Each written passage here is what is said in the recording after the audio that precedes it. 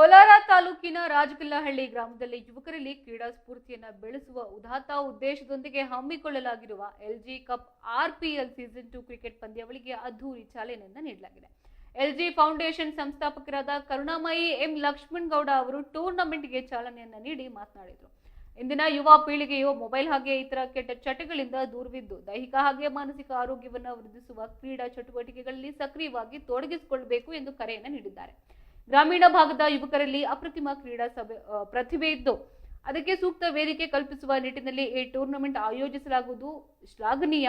ಯುವಕರ ಆಯೋಜಿಸುವ ಇಂತಹ ಎಲ್ಲ ಸತ್ಕಾರ್ಯಗಳು ಹಾಗೆ ಕ್ರೀಡಾಕೂಟಗಳಿಗೆ ತಮ್ಮ ಎಲ್ಜಿ ಫೌಂಡೇಶನ್ ವತಿಯಿಂದ ಸದಾ ಸಂಪೂರ್ಣ ಬೆಂಬಲ ಇರುತ್ತೆ ಎಂದು ಲಕ್ಷ್ಮಣ್ ಗೌಡ ಅವರು ಭರವಸೆಯನ್ನ ನೀಡಿದ್ದಾರೆ. ಪಂದ್ಯಾವಳಿಯುದ್ದಕ್ಕೂ ಆಟಗಾರರು ಕ್ರೀಡಾ ಸ್ಫೂರ್ತಿಯಿಂದ ಆಟವನ್ನು ಪ್ರದರ್ಶಿಸಬೇಕು ಎಂದು ಆಶಿಸಿದರು. ಇನ್ನು ಈ ಅದ್ಧೂರಿ ಉದ್ಘಾಟನಾ ಸಮಾರಂಭದಲ್ಲಿ ಸ್ಥಳೀಯ ಪ್ರಮುಖ ಸಮಾಜ ಸೇವಕರು, ಜೆಡಿಎಸ್ ಮುಖಂಡರು, ಕ್ರೀಡಾಭಿಮಾನಿಗಳು ಹಾಗೆ ರಾಜಗಲ್ಲಹಳ್ಳಿ ಗ್ರಾಮದ ನೂರಾರು ಗ್ರಾಮಸ್ಥರು ಉಪಸ್ಥಿತರಿದ್ದು ಆಟಗಾರರನ್ನ ಪ್ರೋತ್ಸಾಹಿಸಿದ್ದಾರೆ.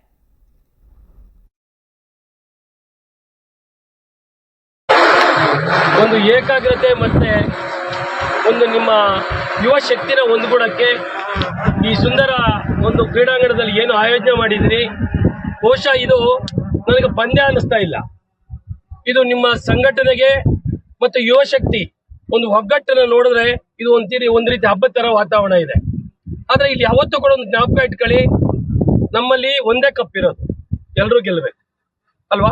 ಯಾರೋ ಒಬ್ರು ಗೆಲ್ಲಬೇಕು, ಒಬ್ರು ಸೆಲ್ಬೇಕು. ಇವತ್ತು ನಾನು ಪ್ಯಾಂಟ್ ಶರ್ಟ್ ಹಾಕಿದ್ದೀನಿ. ಯಾವ ಕಲರ್ ಹಾಕಿದ್ದೀನಿ ಹೇಳಿ?